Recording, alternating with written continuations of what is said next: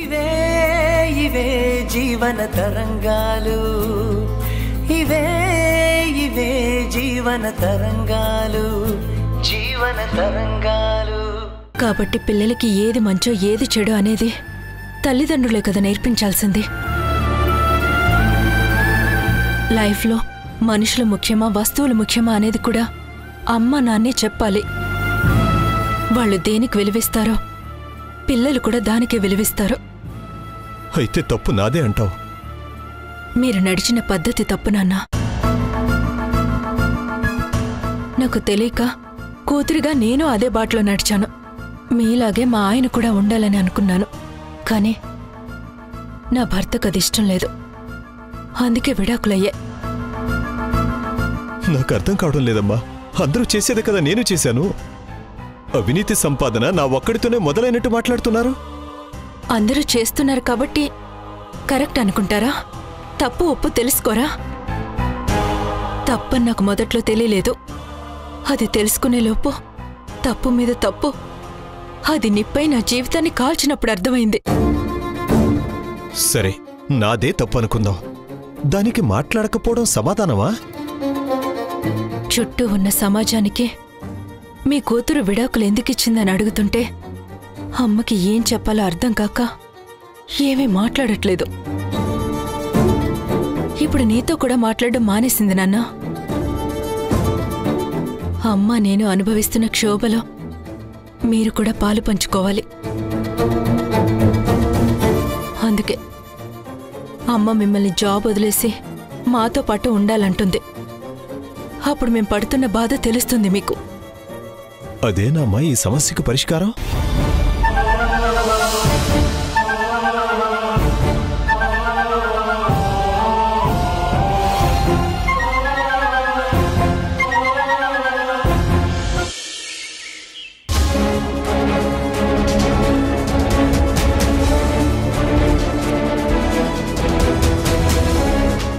ఏమండి, tiffin తీసుకురావాలా?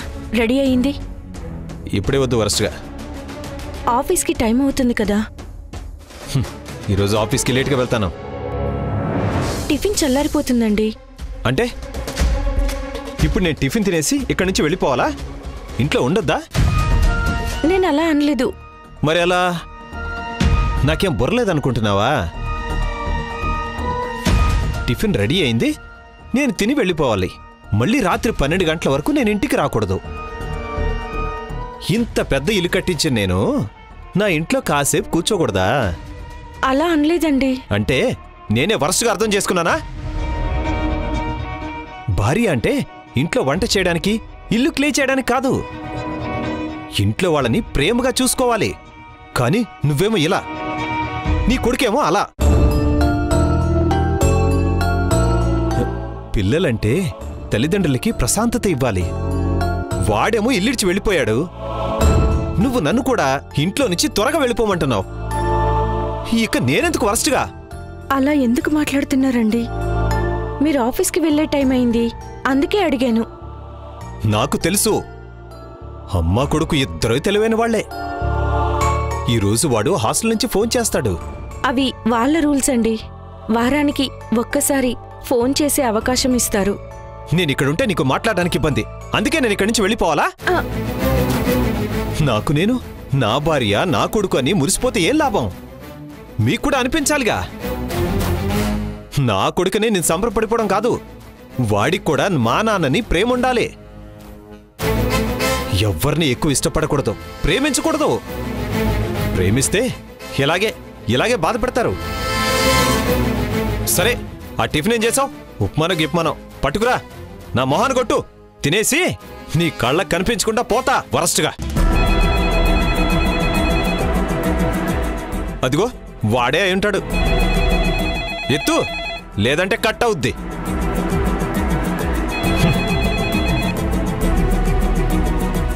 Hello అమ్మా, ఎలా ఉన్నావు? నేను బాగున్నానురా, నువ్వు? నేను బానే ఉన్నానమ్మా. అన్నట్టు నాన్న ఆఫీస్కి వెళ్ళిపోయారా అమ్మా?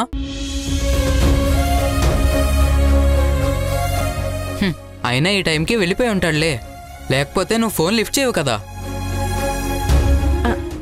సనీ టిఫిన్ తిన్నావారా? అది వదిలే అమ్మా. ఆదివారం పేరెంట్స్ అందరూ రావచ్చంట. 1 గంట వచ్చి మాట్లాడచ్చంట. అయితే వస్తాం. వద్దమ్మా, నువ్వు వస్తే నాన్న కూడా వస్తారు. నాకు ఆయన్ని చూడడం అస్సలు ఇష్టం లేదు.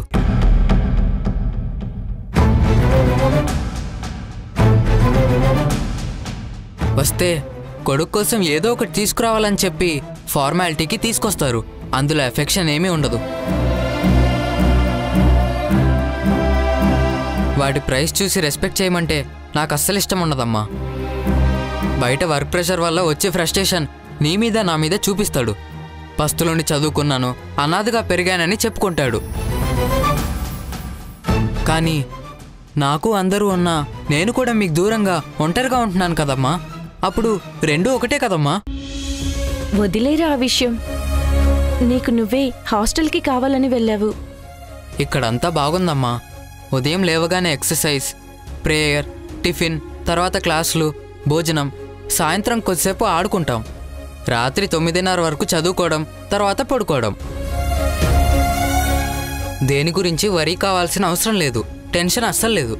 అలా ఉంటే అప్పుడు హెల్త్ కూడా బాగుంటుంది కదమ్మా. హాస్టల్ వార్డెన్లా చాలా బాగా చెప్తున్నావురా. కొత్త చుట్టూ నిద్ర పడుతుందా? బాగా అలసిపోయి ఉంటాను కదమ్మా. కళ్ళు మూసుకుంటే నిద్ర వస్తుందనుకుంటాను, కానీ నిద్ర రావట్లేదమ్మా. కళ్ళు మూసుకుంటే నువ్వే గుర్తొస్తున్నావు. పగలు తెలియకుండా గడిచిపోతుంది. రాత్రిళ్ళు నిద్ర పట్టడం లేదు. నాకు అమ్మా నాన్న కావాలనిపిస్తుంది. ఇల్లు కూడా గుర్తొస్తుందమ్మా. మరి ఇంటికొచ్చేసేయ్. నాన్న నిన్ను నన్ను చాలా తక్కువ చేసి చూస్తాడు. అదేమో కానీ చిన్నప్పటి నుంచి నాన్నని చూస్తే నాకు భయం. భార్య అంటే చికాకు పట్టడానికి, కొడుకంటే కొట్టడానికి అన్నట్టు బిహేవ్ చేస్తుంటాడు. మీ నాన్నతో మాట్లాడతావా? ఇంకా ఆఫీస్కి వెళ్ళలేదా? అదే అనుకున్నానులే అమ్మా. నువ్వు సగం సగం మాట్లాడుతున్నప్పుడే అనుకున్నాను. అయినా నాన్నకి ఎందుకు అంత భయపడుతున్నావు అమ్మా? నేను ఒక ఇల్లు తీసుకుంటాను, నువ్వు అక్కడికి వచ్చేయమ్మా. Hello hello Sunny, hello.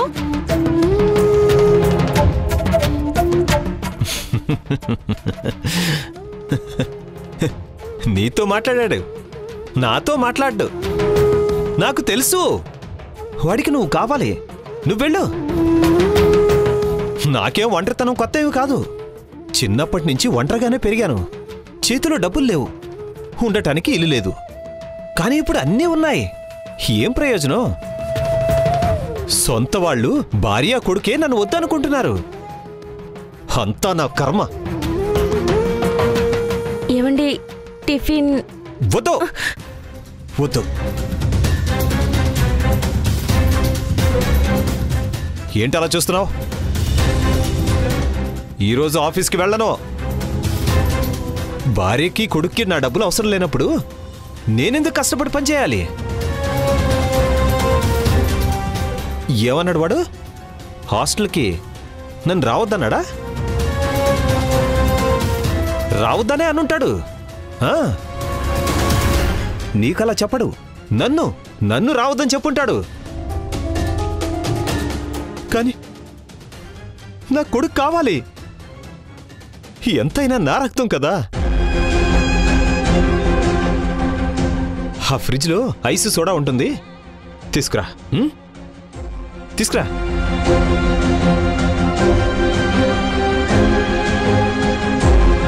ఇవే ఇవే జీవన తరంగాలు, జీవన తరంగాలు.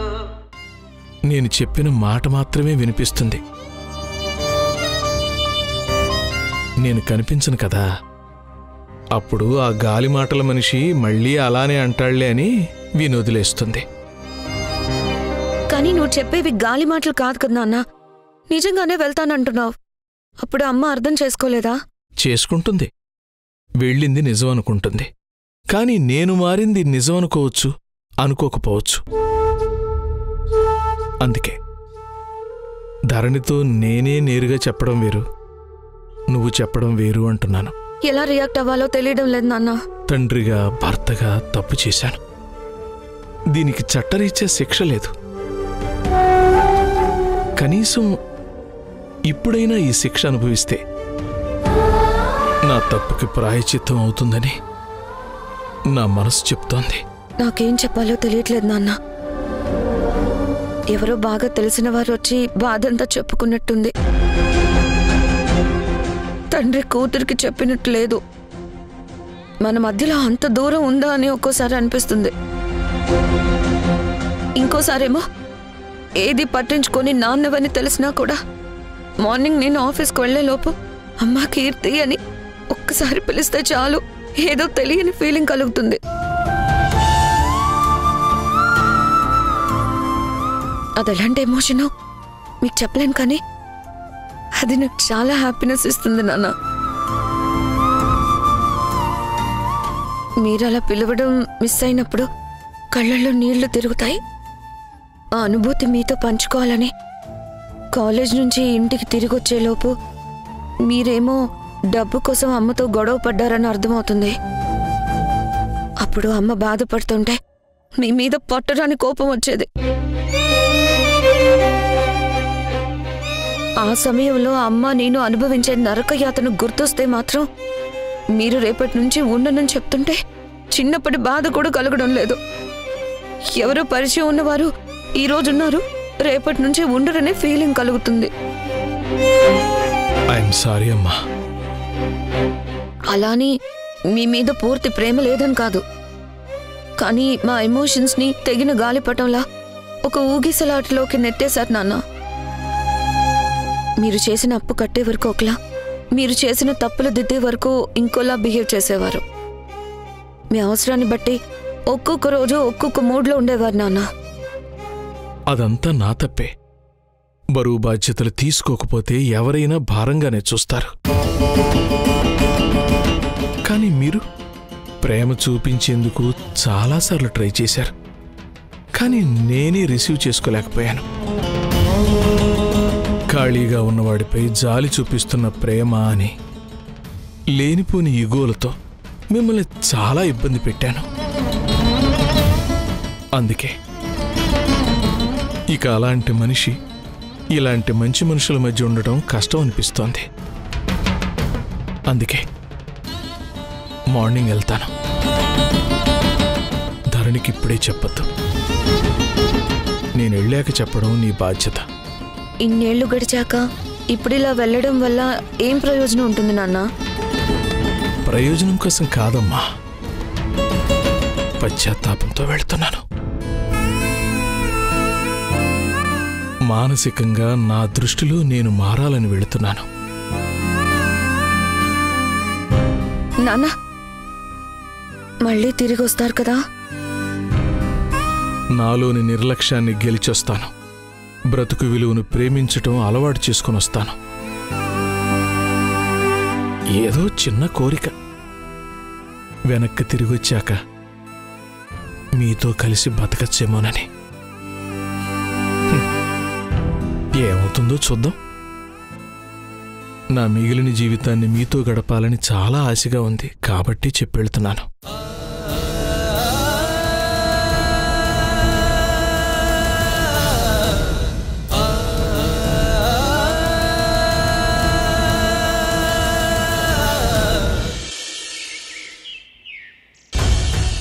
God sees the truth, but wait for the right time. మీ ముఖంలో ఈ నవ్వు చూసి చాలా రోజులైంది.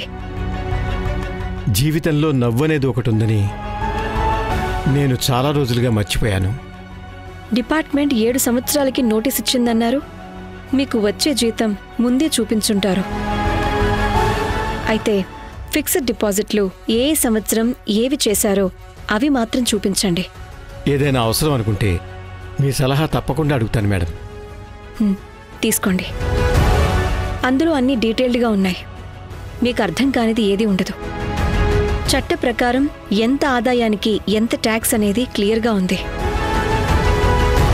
రఘురాం ఫైనాన్స్లో డిపాజిట్లు బినామీల పేరిట అడ్జస్ట్ చేయటం గురించి రాయండి. Okay madam. అదేంటి ఇంత సడన్గా మీలో ఇంత మార్పు? తప్పించుకోవడానికి తప్పుల మీద తప్పులు చేయాల్సి వస్తుంది. అది నచ్చలేదు మేడం. లెక్చరర్గా జాబులో చేరాక పెళ్ళైంది. ఆ తర్వాత జీతం వచ్చేది. నెల గడవక ముందే అయిపోయేది. ఏమీ మిగిలేవి కావు. అలా అని డబ్బు మీద పెద్దగా ఆశ కూడా లేదు. పిల్లలు లేరు. ఆ టైంలో ఒంటరిగా గడపలేక ట్యూషన్స్ మొదలుపెట్టాను. ఇది కేవలం వ్యాపకం కోసమేనా? సబ్జెక్ట్ తెలుసు, డిమాండ్ పెరిగింది. ఈ 10 సంవత్సరాల్లో వెతుక్కుంటూ స్టూడెంట్స్ వచ్చారు. ట్యూషన్కి వచ్చేవారి సంఖ్య ఏటేటా బాగా పెరిగింది. మొదట్లో ఇంత ఫీజు ఛార్జ్ చేయాలనుకోలేదు. కానీ డిమాండ్ పెరుగుతుంటే ఇంత ఫీజు అని ఫిక్స్ చేశాను. అది ఓకే, కానీ ట్యాక్స్ కట్టకపోవటం తప్పనిపించలేదా? పెద్దగా ఆలోచించలేదు మేడం. అయితే కూడబెట్టిన డబ్బుల వ్యామోహంతో ట్యాక్స్ ఎగవేయాలని ఎప్పుడూ అనుకోలేదా? అసలు నేను చేస్తున్నది తప్పన్న సంగతి మీరు రైడ్ చేశాక తెలిసొచ్చింది. ఇంత చిన్న వాటిని నన్ను డిపార్ట్మెంట్ పట్టించుకోదనుకున్నాను. కానీ నీలకంఠం ప్లాన్ ప్రకారం ఇరికించాడు. ఇప్పుడు కేసు నుంచి విడిపించడానికి ఇంకో తప్పు చేయాలంటున్నాడు. నా వల్ల కాదని చెప్పాను మేడం. కానీ మీరుగా నిలబడితే నీలకంఠానికి కోపం వస్తుంది కదా. తాండవం చేస్తాడు. అతని పరిస్థితి తలుచుకుంటే నాకు నవ్వొస్తోంది. ఆశపడకుండా సఖ్యతగా బతకడంలో ఉన్న సంతోషం వేరు. అదే ఆశపడి అతని చేతిలో చిక్కుకుంటే ఉక్కిరిబిక్కిరవుతూ బతకాలి. సుఖంగా ఉన్న క్షణాల్లో సంతోషంగా ఉన్న క్షణాలు చాలా తక్కువ. ఇప్పుడు నాకు సుఖం వద్దు, సంతోషం చాలు అనుకుంటున్నాను. ఈరోజు నాకు చాలా ఆనందంగా ఉంది మేడం. ఇప్పటివరకు ఈ కేసు విషయంలో నేను చేసిన పని మంచిదో కాదో అని ఒక చిన్న అనుమానంతో మనసు ఊగిసలాడేది. ఈ కేసు తర్వాత నాకు కావలసిన వాళ్ళు దూరం పెట్టడంతో నేనింకా కఠినంగా మారిపోయాను. నేనే మీకు కృతజ్ఞతలు చెప్పాలి. ఇప్పుడు నాకు చాలా సంతోషంగా ఉంది. ఇది పర్సనల్ ఎమోషన్ కావచ్చు, కానీ షేర్ చేసుకుంటున్నాను. మీ మీదిచ్చిన కంప్లైంట్ వాపస్ తీసుకుంటాను. నిజమేంటో రాసిస్తాను. థ్యాంక్స్. అవును మేడం, కీర్తి పెళ్లి ఆగిపోయింది. రాజశేఖర్ ఇల్లు విడిచి వెళ్ళాడు. పుష్పకు విడాకులయ్యాయి. వీటన్నిటికీ ప్రత్యక్షంగానో పరోక్షంగానో కారణం నేను. ఆ బాధ నేను బతుకున్నంతకాలం ఉంటుంది. నా మోసాలు, అబద్ధాలు అవకాశం వచ్చినప్పుడు చెప్పుకోవాలని చెప్తున్నా. మనసులో కొంతైనా భారం తగ్గుతుంది మేడం. అప్పటి వరకు జరిగిన దానికి క్షమించండి మేడం.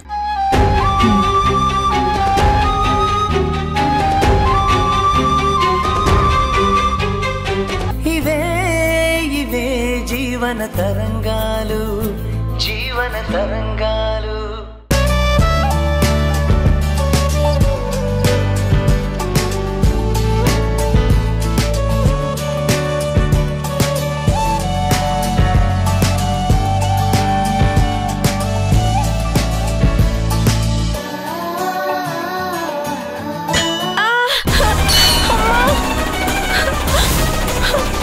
నొప్పి, అమ్మ నొప్పి. ఏమైంది రమ్య? రమ్య ఏమైంది? అయ్యో, వేలంతా కందిపోయింది. ఉండు, నేను ఇప్పుడే వస్తాను. అమ్మా, అమ్మా. ఉండు.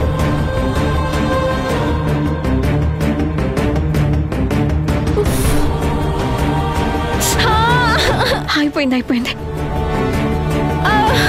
5 minutes లో తగ్గిపోతుంది. ఏం కాదు.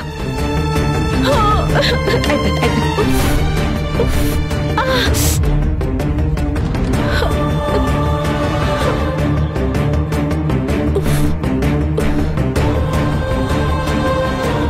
ఏం కాదులే. Thanks aunty. అసలు వేలికి గాయం ఎలా అయింది? గోడకి ఫోటో సెట్ చేద్దామని మేకు కొడుతుంటే హ్యామర్ స్లిప్ అయ్యి వేలు మీద తగిలింది. నన్ను అడిగుంటే నేను సెట్ చేసేదాన్ని కదా. ఎందుకు రిస్క్ చేశావు? మిమ్మల్ని సర్ప్రైజ్ చేద్దామని చెప్పలేదా ఆంటీ? సర్ప్రైజా? దేవుడి ఫోటో తగిలిద్దామని ప్లాన్ చేసావా? దేవుడే కాదు, దేవతది కూడా. అవునా? ఎవరు వాళ్ళు?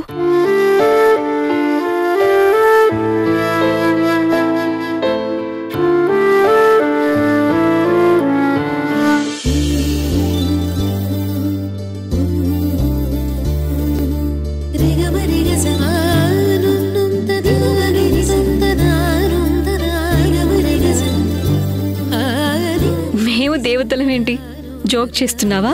నేను కళ్ళు తెరవగానే అమ్మ కళ్ళు మూసిందని తాతయ్య చెప్పాడు.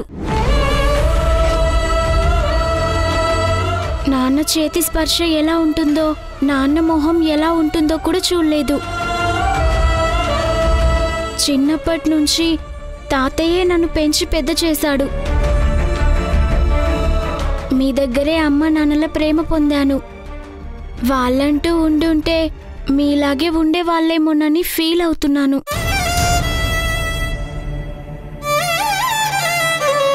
దేవిక ఆ ఫోటోని గోడకు ఉండనిస్తే తన మనసులో నాకు కూడా స్థానం ఇచ్చినట్టే. మీ ఇద్దరు నా మీద చూపించే కేరింగ్ కానీ అభిమానం కానీ నేనెప్పటికీ మర్చిపోలేను.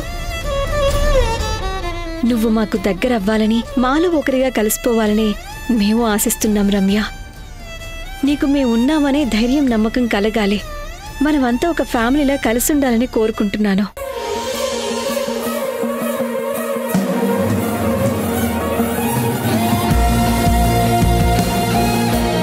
నేను మీతోనే ఉంటాను. మీరు నా తోడుగా ఉంటే అన్నీ ఉన్నట్టే, దూరం అయితే ఏమీ లేనట్టే. అవును, ఈ ఫోటో నీకెక్కడిది? అంకుల్ని ఫస్ట్ టైం ఇంటికి తీసుకొచ్చినప్పుడు నేను ఈ ఫోటో తీశాను. నీకు గుర్తుందా? ఆ ఫోటోని నేను ఊరెళ్ళినప్పుడు పెద్దదిగా చేయించి ఫ్రేమ్ కట్టించాను.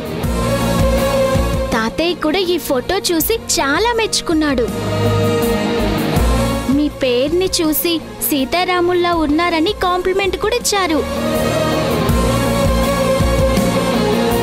అంకుల్ చాలా మంచోడని తాతయ్య నాతో చాలాసార్లు చెప్పాడు.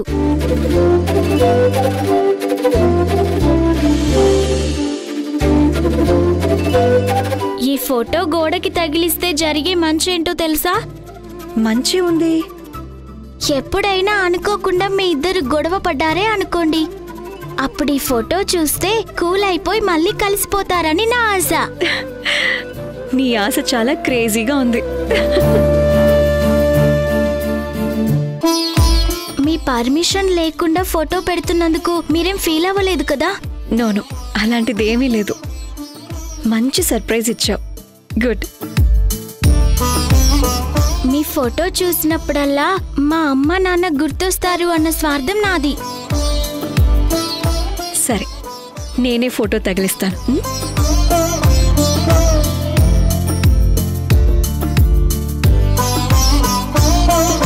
థ్యాంక్స్ దేవిక. మనమెప్పుడూ చంటే అని గుర్తు చేసుకోవడానికి ఈ ఫోటో అక్కడ పెట్టావు. ఫోటో సూపర్ గా సెట్ అయింది. మేడ్ ఫర్ ఈచ్ అదర్ అంటే మీ పేరే అనేలా ఉంది. రమ్య మా మీద ఎక్కువగా హోప్స్ పెట్టుకుంది. ఇక లేట్ చేయకుండా దత్తత తీసుకోవాలి.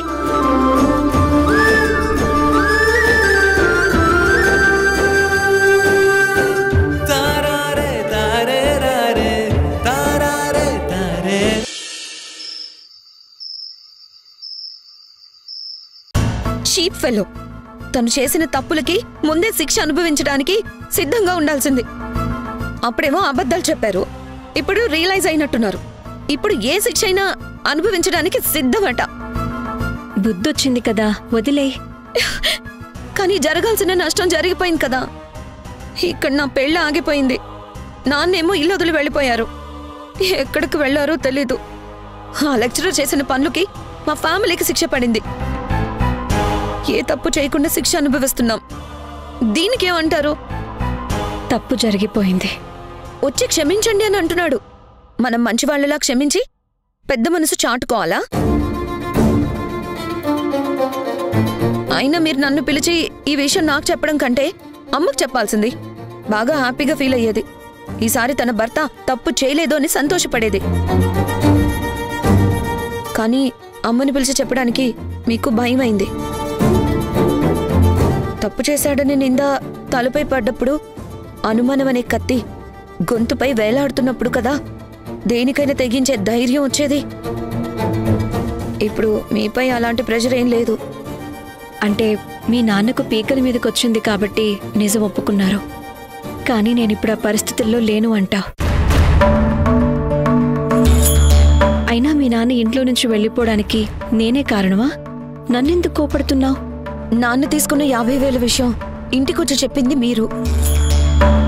అది మీకు సంబంధించిన విషయం, అందుకే వచ్చి చెప్పాను. మీకు తెలుసు అది కేవలం నింద అని, ఇరికించడానికి చేసిన కుట్ర అని. అవును, నేను అదే కదా చెప్పింది. చెప్పాల్సిన అవసరం ఉండేనా? ఊరికి సైలెంట్గా ఉంటే సరిపోయేది. నాన్న అలా చేసుంటే అది వేరు, కానీ చేయలేదు కదా. నిజం తెలుసుకోకుండా అందరూ అతన్ని నీచుడని అనుకున్నారు. ఇప్పుడు లెక్చరర్ ప్రమోద్ గారు వచ్చి తను వేసిన నిందని వెనక్కి తీసుకున్నారు. అంతా అయిపోయింది కదా. లేదు పిన్ని, మీ మనసులో బాగా నాటుకుపోయింది. అమ్మమ్మని నాన్న బాగా ఎక్స్‌ప్లాయిట్ చేస్తున్నారని, అయినా నాన్నని వాళ్ళు ఇంకా ఎందుకు భరిస్తున్నారని మీకు వాళ్ళ మీద ద్వేషం.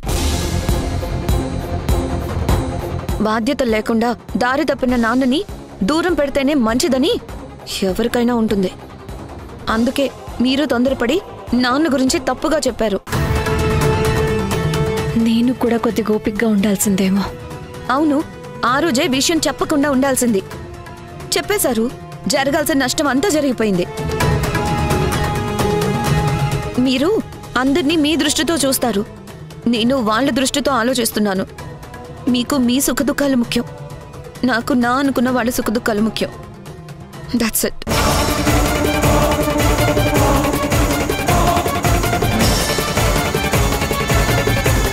ఇవే ఇవే జీవన తరంగాలు, జీవన తరంగాలు. ఇప్పుడు నేనేం చేయాలో చెప్పు. నీ ఇష్టం. చూడు, అదెలా వెళ్ళిపోతుందా? నన్నేం చేయమంటావు? నాకేం తెలుసే. కొడుకు దగ్గరికెళ్ళి చేతులు పట్టుకొని అడుగుతాను. నాన్న వెళ్ళిపోయారు, శ్రద్ధగా శ్రాద్ధం చేయరా అని అడగాలా? ఇంట్లో ఉండి ఎంత బాధ పెట్టాడో, ఇప్పుడు వెళ్ళిపోయి కూడా అంతే క్షోభ పెడుతున్నాడమ్మా. ఆ దేవిక తన పాటికి తను ఉండుండొచ్చు. ఆ లెక్చరర్ ప్రమోద్ నిజం చెప్తే చెప్పాడో, ఆ సంగతి దీనికి చెప్పాలా? మీ నాన్న నిర్దోషి అని ఇప్పుడు ఆయన కోసం వెతకుండా ఇలా ఉండిపోవడం మన తప్పు అవుతుంది. నాకు మనశ్శాంతి లేకుండా చేయడం కోసమే ఆయన నాకు మొగుడైనట్టున్నాడు.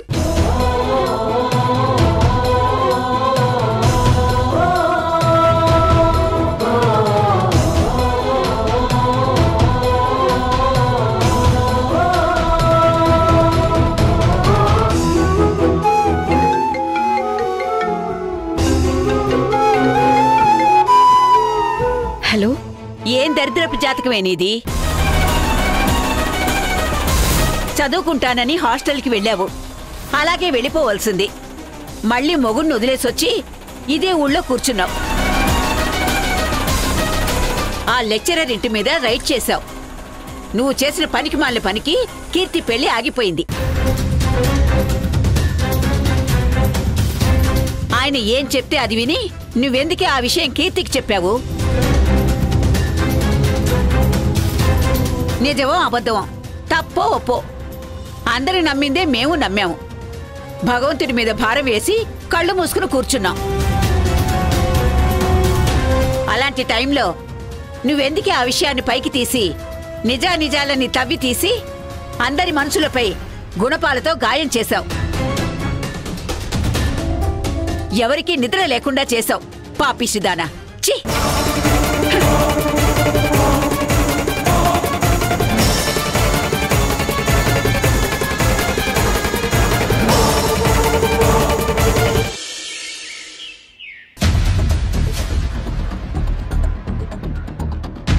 నువ్వు వెళ్ళాలి అనుకుంటే వెళ్ళరా, ఆ తర్వాత నన్ను తిట్టుకోవద్దు. కఠినాత్ముడు కొడుకును చూడ్డానికి కూడా పంపించలేదు, వరస్ట్గాడు అనుకోవద్దు. సరే వద్దులేండి. ఆదివారం ఉదయం 1 గంట పేరెంట్స్కి పర్మిషన్ ఇస్తారు. నాకు తెలిసి నా కొడుకు నన్ను రావద్దనే అంటాడు. ప్లేట్లు కడగడం నేర్చుకుంటే క్రమశిక్షణ అలవాటవుతుంది అన్నాడు. వాడిది తెలిసి తెలియని వయసు. కథలు చెప్తున్నాడు, కథలు. ప్లేట్లు కడగడం కాదు, తల్లి తండ్రిని ధిక్కరించడం. ఇక్కడ భుజాలపైన ఎక్కించుకుని తలపై ఎక్కించుకుని ప్రపంచం అంతా చూపించడం తండ్రిగా నేను చేసిన తప్ప? నీకు బాగా ఆరాటం కదా, కొడుకు త్వరగా చేతికొచ్చి వాడి కాళ్ల మీద వాడు నిలబడాలని. అప్పుడు ఈ వరస్ట్ ఫాదర్తో వాడికి, ఈ వరస్ట్ మొగుడుతో నీకు ఏ అవసరం ఉండదు కదా. మీరు పగలి తాగడం మొదలుపెట్టారు, ఇలాగైతే ఎలా అండి? శ్రవణ కుమారుడు తెలుసా? అదే పురాణాల్లో తల్లిదండ్రులను కావిడిపై భుజాన మోసుకుని తిరిగాడే ఆ శ్రవణ కుమారుడు. వీడేమో హాస్టల్లో ప్లేట్లు గ్లాసులు చేత్తో పట్టుకుని క్యూలో నిలబడతానంటున్నాడు వరస్టుగా. ఆరోగ్యం చెడిపోతుందండి. హే పోవే.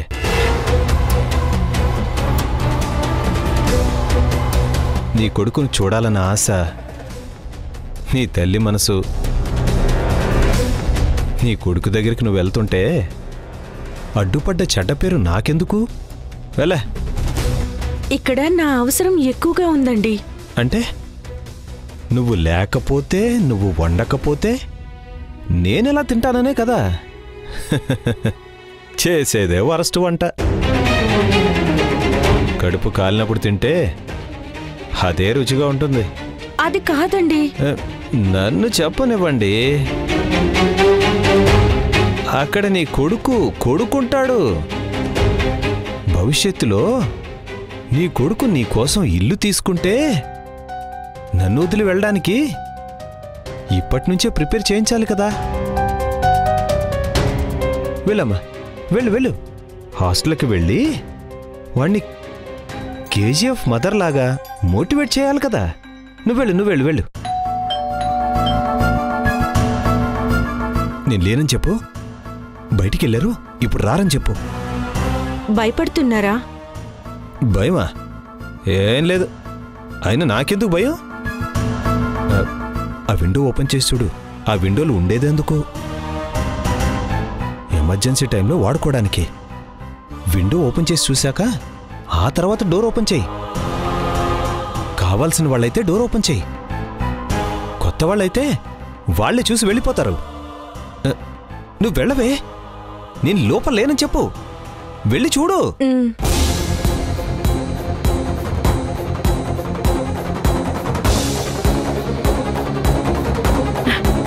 రండి. పదమ్మా. పుష్ప, ఎలా ఉన్నావు? అమ్మ రాలేదా? ఊరిలో ఏదో పూజ అని ఊరికెళ్ళిందమ్మా. పుష్ప ఒక్కతే ఉందని ఇక్కడికి తీసుకొచ్చాను. శ్రీనివాసు, రండి కూర్చోండి. ప్రకాష్ గారు ఉన్నారమ్మా? ఏం తీసుకుంటారు? శ్రీనివాస్ రా. అమ్మాయిని లోపలికి తీసుకెళ్ళు. రా శ్రీనివాస్. కళ్యాణ్, నేను ఆఫీస్కి బయలుదేరుతున్నా.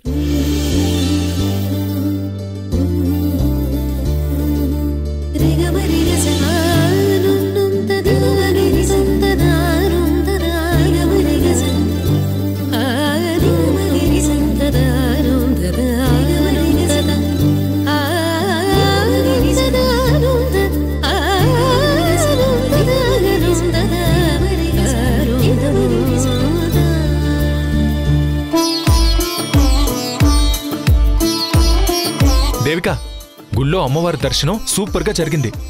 అమ్మవారిని ఎంత అందంగా డెకరేట్ చేశారో తెలుసా? అమ్మవారిని చూసే ఛాన్స్ నాకు లేకుండా నన్ను వదిలి వెళ్లారు కదా. నేను మీతో మాట్లాడను. సారీ ఆంటీ, మీరేదో కాన్ఫరెన్స్ కాల్లో బిజీగా ఉన్నారు. ఈలోపు తొందరగా వెళ్ళొద్దామని వెళ్ళాం. మీరు రాకపోయినా మీ పేరు మీద అర్చన కూడా చేయించాం. ఇదిగో ప్రసాదం తీసుకోండి. ప్రసాదం అన్నారు కాబట్టి కాంప్రమైజ్ అవుతున్నాను, లేదంటే అసలు మాట్లాడేదన్నే కాదు. Thank God.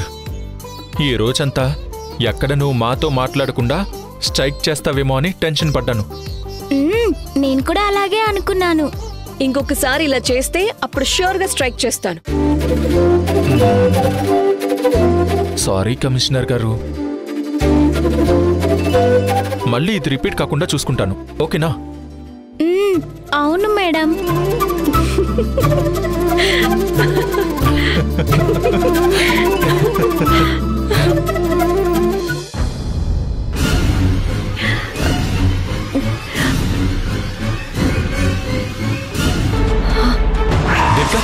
దేవిక, దేవిక, ఏమైంది? Uncle, aunty. దేవిక, ఏమైందా ఆంటీ? అంకుల్, ఆంటీకి ఏమైంది? ఆంటీ, దేవిక, లేవండి ఆంటీ. దేవిక. ఆంటీ, కళ్ళు తెరవండి ఆంటీ. దేవిక, ఆంటీ, ఏమైంది దేవిక? ఇవే ఇవే జీవన తరంగాలు, జీవన తరంగాలు. ఇద్దరం ప్రభుత్వ ఉద్యోగులమే. వ్యవస్థల్లో ఉన్న లోటుపాట్ల గురించి నేను మీకు చెప్పాల్సిన అవసరం లేదు. నేను అదే చెప్తున్నాను. ఇద్దరం గవర్నమెంట్ ఎంప్లాయీస్మే. గవర్నమెంట్ తీసుకొచ్చే యాక్ట్స్ ప్రకారం ప్రజలను చూసుకునే బాధ్యత ఉన్నవాళ్ళం. సో ఒక డిపార్ట్మెంట్కు ఇంకొక డిపార్ట్మెంట్ కోఆపరేట్ చేసుకోవడంలో తప్పేం లేదనుకుంటే, చట్టాన్ని అతిక్రమించకుండా చేస్తే తప్పులేదు. నీలకంఠానికి చెందిన అన్ని బిల్డింగ్స్ ఇన్స్పెక్షన్ కంప్లీట్ అయింది. శాంక్షన్ ప్లాన్కి అతను కట్టిన దానికి సంబంధం లేదు. మాకు చూపించిన రికార్డులు శాంక్షన్ ప్లాన్ ప్రకారం ఎంత ఖర్చవుతుందో అంత ఖర్చే చూపించారు. కానీ అతను పర్మిషన్ లేకుండా చేసిన కన్స్ట్రక్షన్ వివరాలు, అందుకు చేసిన ఖర్చు వివరాలు మీ దగ్గరుంటాయి. అవి మా డిపార్ట్మెంట్కి ఇస్తే హెల్ప్ఫుల్గా ఉంటుంది. ఇన్స్పెక్షన్ జరిగిందైతే వాస్తవం, కానీ వాటి రిపోర్ట్స్ అయితే రెడీ అవ్వలేదు. తెలిసింది, గోవిందమూర్తి వచ్చి కూర్చున్నందుకు జరిగిన ఇన్స్పెక్షన్ అని. ప్రభుత్వ అధికారులంటే వాళ్ల పెంపుడు వేటకుక్కలతో సమానం. గోవిందమూర్తికి నీలకంఠ నుంచి డబ్బులు రావాల్సి ఉండి అందుకు నన్ను యూజ్ చేసుకున్నారు. తర్వాత వాళ్ళిద్దరూ ఒక్కటై మిమ్మల్ని సైలెంట్ అయిపోమన్నారు. దాంతో మీరు పొదల్లోకి వెళ్ళి కుందేలు నక్కినట్టు నక్కారు. అప్పుడు వాళ్లకు కుందేలులాగా మారిన వేట కుక్కను పిచ్చి కుక్క అని ముద్ర వేసి రాళ్లతో కొట్టిస్తారు. సరే, అది వదిలేయండి. మీరు ఇన్స్పెక్షన్ చేసి కూడా నాకు బిల్డింగ్ వివరాలు ఇవ్వండి అని అడిగితే డాక్యుమెంట్ చేయలేదు అంటున్నారు. ఒకవేళ అఫీషియల్గా అడిగితే కూడా సేమ్ రిప్లై ఇస్తారా? అవును. కానీ ఇస్తే మా డిపార్ట్మెంట్కు చాలా యూజ్ అవుతుంది. ఇస్తారా? అంటే అన్అఫీషియల్గానా? ఎస్. మీరు నన్ను అడిగినట్టుగా ఏ ప్రూఫ్ ఉండదు. నేను మీకు ఇచ్చినట్టుగా కూడా ఏ ప్రూఫ్ ఉండదు.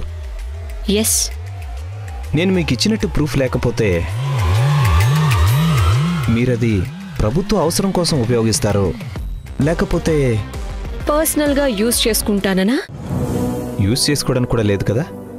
సో మీకు నా మీద నమ్మకం లేదు? ఇద్దరికీ అధికారం ఉంది, ఎవరి డ్యూటీ వాళ్ళు చేయడానికి. అందుకు ఒకరినొకరు నమ్మటం ముఖ్యం కాదు. నేను ఇన్స్పెక్షన్ చేయటం నా జాబ్. ఆ వివరాలను అన్అఫీషియల్గా మీకిస్తే అవి మీరు మిస్యూజ్ చేస్తే నాకు బ్యాడ్ నేమ్ వస్తుంది. అఫీషియల్గా రాసిస్తాను అంటే ఇంకా డాక్యుమెంట్స్ ప్రిపేర్ చేసి లేవంటున్నారు. అన్అఫీషియల్గా ఇవ్వమంటే మిస్యూజ్ చేస్తానంటున్నారు. మీ రెస్పాన్సిబిలిటీ నాకు బాగా నచ్చింది. ఐఎమ్ సారీ, నేను ఇవ్వలేను. నీలకంఠానికి భయపడుతున్నారా? లేదు. మరి ఇన్ఫర్మేషన్ షేర్ చేసుకోవడానికి ప్రాబ్లం ఏంటి? వాళ్ళ దగ్గర డబ్బులున్నాయి. అధికారులు, రాజకీయ నాయకులు వాళ్ళ చెప్పు చేతల్లో ఉంటారు. అందుకే వాళ్ళు ఆడిస్తారు. వాళ్ళు చెప్పినట్టు ఆడితే ఓకే, కాదంటే ఇబ్బంది పెట్టడానికి వెనకాడరు. అందుకే ఇలాంటి వాటికి ఎంత వీలైతే అంత దూరంగా ఉంటాను. ప్రపంచంలో ఉండే చెడుని, మోసాన్ని రూపుమాపి హీరో అవ్వాలని ఆశ లేదు. ప్రజాసేవ చేయాలన్న పెద్ద మనసు లేదు. అలానే పనిగట్టుకుని చెడు చేయాలని లేదు. మీరంటే నాకు చాలా రెస్పెక్ట్ ఉంది. మీ వర్కింగ్ స్టైల్, ఆఫీసర్గా అజమాయిషీ చెలాయించే విధానం చూస్తుంటే నాకు ఈర్ష్య కలుగుతుంది.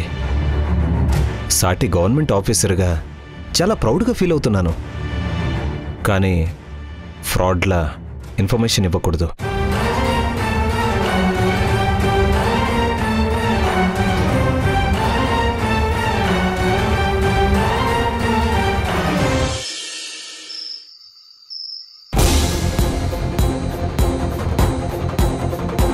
జాబ్ నుంచి తీసేయరు, కాకపోతే కంపెనీకి కొత్త కాంట్రాక్ట్స్ లేవు. No work no pay. మరెలా? కంపెనీకి వర్క్ వస్తే మాకు వర్క్ వస్తుంది, అప్పుడే శాలరీ వచ్చేది. కంపెనీ పొజిషన్ బాగోలేకపోతే? ఇలానే కంటిన్యూ అవుతే జాబ్ ఉన్నా లేకపోయినట్టే, అవుట్డేటెడ్ అవుతాం, రోడ్డున పడతాం. బయటపడే ఛాన్సే లేదా? నేను ఈ జాబ్ వదిలేసి వేరే జాబ్ చూసుకుంటాను. దొరుకుతుందా? దొరుకుతుంది, అయితే ఒక 2-3 నెలల టైం పడుతుంది. నెలకి 70,000 జీతం తీసుకోవడం అలవాటైంది. చిన్న చిన్న ఉద్యోగాలు చేయలేను. నేను పొరపాటు చేశాను. గ్రాడ్యుయేషన్ కంప్లీట్ చేసి జాబ్లో చేరుండాల్సింది. జరిగిపోయింది కదా, వదిలే. ఆ రోజు ఏమైనా తెలుసా నా ఉద్యోగం పోతుందని? తెలుసో తెలీదో, ఇప్పుడిద్దరం మన్ను తినాలి. పెళ్లి చేసుకుంటే మన్ను తినే పరిస్థితి వస్తుందనుకుంటావా? జాబ్ వచ్చే వరకు జాబ్ ప్రాబ్లం, జాబ్ వచ్చాక ఎవరైనా పెళ్లి చేసుకోవాలనుకుంటారు. నేను చేసుకున్నాను, మళ్ళీ ఇప్పుడు జాబ్ ప్రాబ్లం ఫేస్ చేయాలి. చేస్తాను, కానీ నువ్వు అంటున్నావు చూడు మన్ను తినే పరిస్థితి అని. అది జాబ్ పోవడం వల్ల రాలేదు. నువ్వు నా పీకల మీద కూర్చొని అప్పు చేయించి మరి ఇంత పెద్ద ఇల్లు కట్టించావు చూడు, అది మన్ను తినే పరిస్థితి అంటే.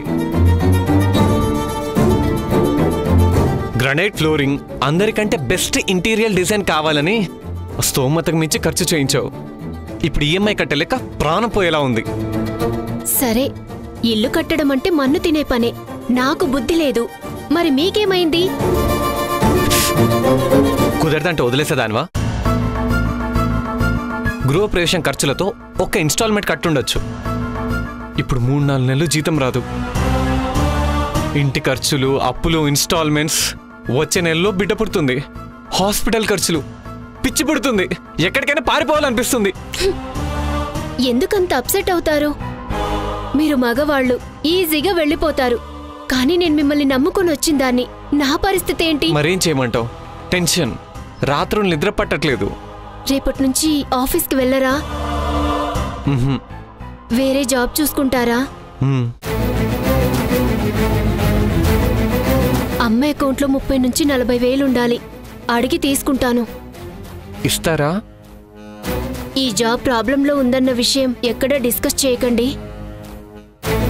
ప్రాబ్లంలో ఉన్నామంటే ఎవ్వరూ పట్టించుకోరు. అందుకే నేనే ఏదో ఒకటి చెప్పి అమ్మ దగ్గర డబ్బు తీసుకుంటాను. మీరు బ్యాంక్ అప్పు, ఫైనాన్స్ వాళ్ళ అప్పు ఒకే చోట ఉండేలా చేయండి. అందుకు ఇంటి మీద ఇంకా కొంత అప్పు తీసుకుని బ్యాంక్ అప్పు కట్టేద్దాం. అప్పుడు 2 వైపుల నుంచి వచ్చే ఈఎంఐల ప్రెజర్ తగ్గుతుంది. ఒకే చోట అప్పు ఉంటే ఈఎంఐలు కట్టడం కాస్త లేట్ అయినా నచ్చ చెప్పడం కొంచెం ఈజీ. అమ్మకెలా చెప్పాలి? చెప్పకండి. అప్పు తీరిస్తే సరిపోతుంది. ఇల్లు ఎటూ పోదు. ఆస్తి అమ్మది అంటే ఎప్పటికైనా మీకే వస్తుంది. అయినా కష్టకాలంలో ఉపయోగపడకపోతే ప్రాపర్టీ ఉండి ఇంకేం ప్రయోజనం చెప్పండి? వెళ్ళి పడుకోండి. టెన్షన్ వద్దు, నేను మేనేజ్ చేస్తాను. ఏంటో చెప్పండి. మనం కట్టించిన ఇల్లు రెంట్కిస్తే కొద్దిగా రెంట్ వస్తుంది, మనకు కొంచెం హెల్ప్ అవుతుంది. మన చిన్నింటికి షిఫ్ట్ అవుతే సరిపోతుంది. ఇందులో విసుక్కోవడం ఏముంది? సరే చూద్దాం, ఆలోచిస్తాను. థ్యాంక్స్ దీపా. నా దగ్గర నగలున్నాయి, అవసరమైతే అవమ్మితే సరిపోతుంది. డబ్బులు, ఆస్తి, నగలంటే నాకిష్టమే, కానీ వాటి కోసం మిమ్మల్ని వదులుకునేంత కాదు. ముందు మీరు, తర్వాత అవి. మీరు వెళ్ళి పడుకోండి.